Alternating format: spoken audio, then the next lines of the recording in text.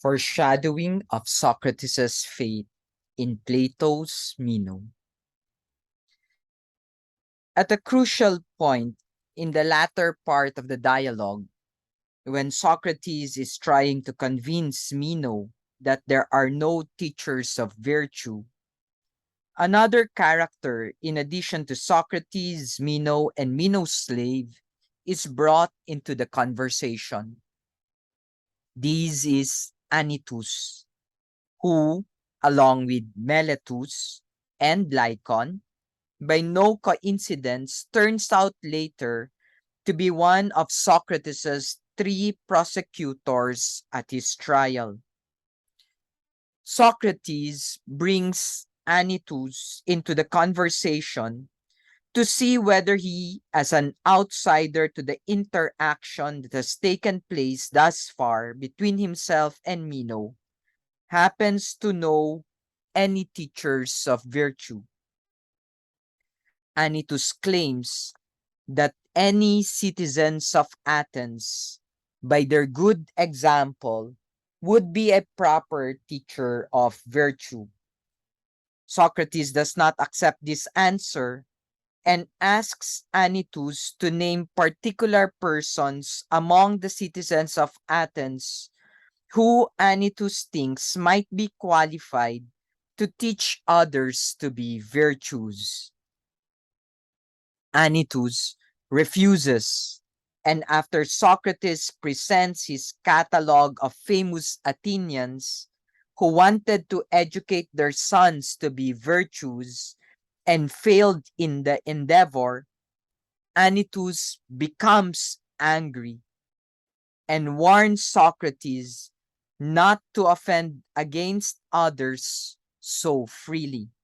He says, I think, Socrates, that you easily speak ill of people. I would advise you, if you will listen to me, to be careful. Perhaps also in another city, and certainly here, it is easier to injure people than to benefit them. I think you know that for yourself. Plato's dialogue lacks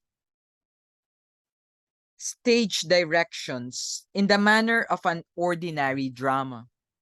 It is easy to imagine, however, that Anytus, after this interchange with Socrates, has become so angry that he storms off and leaves Socrates and Meno by themselves.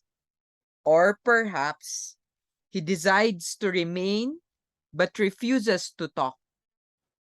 This is the obvious implication of Socrates' subsequent remarks to Meno when he observes, I think, Meno, that Anytus is angry, and I am not at all surprised. He thinks, to begin with, that I am slandering those men, and then he believes himself to be one of them. If he ever realizes what slander is, he will cease from anger, but he does not know it now. Socrates is unwilling, in a sense, unable to heed Anytus's warning. He is personally committed to the mission to which he believes he has been ordered by the gods as a result of the oracle at Delphi's declaration that he is the wisest person in Athens. Having been a hoplite or spear-bearing foot soldier in the Greek army who fought bravely in the several of the city's wars, Socrates compares his resolution to hold his post and stand guard as a philosopher, critically examining the beliefs of others in Athens, to the orders given to a soldier in a war, obligated to obey regardless of the consequences. When he is found guilty at his trial, Socrates does not only refuse to use courtroom tricks to avoid the heavy sentence of death that is finally imposed, but rejects the alternative of exile away from the city-state where he had always lived, and argues in Plato's dialogue the Crito against those of his friends who tried to persuade him to escape. We have also a commentary of Crito. Instead, Socrates bravely accepts his punishment, maintaining that to do otherwise would be an offense to the laws of the city, whose protection he had always enjoyed. In Plato's Phaedo, Plato describes Socrates' final moments willingly drinking the fatal hemlock from a small black ceramic cup and discussing philosophy and the nature of the soul with his weeping friends until the poison moving from his legs through his body finally ends his life. As we know from Plato's Meno, since Socrates believes that the soul is immortal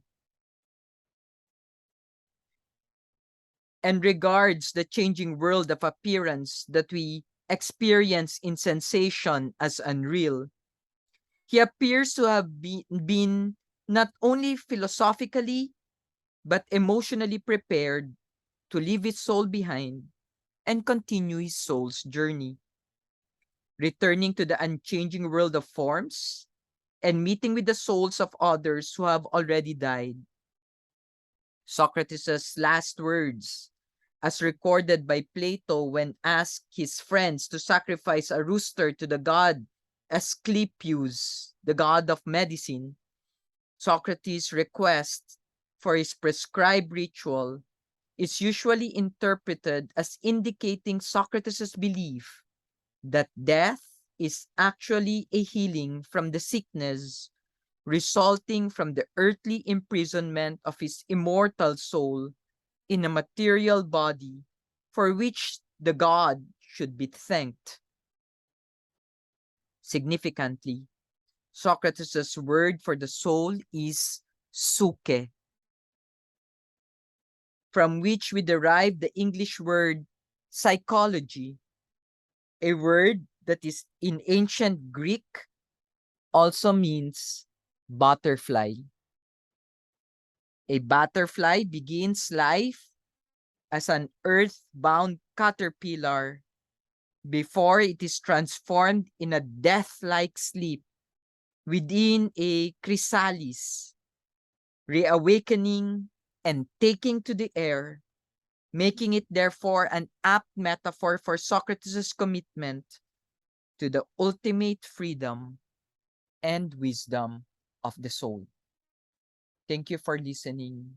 Please don't forget to click like and share and subscribe to the YouTube channel Samo't sa Simula. Thank you very much.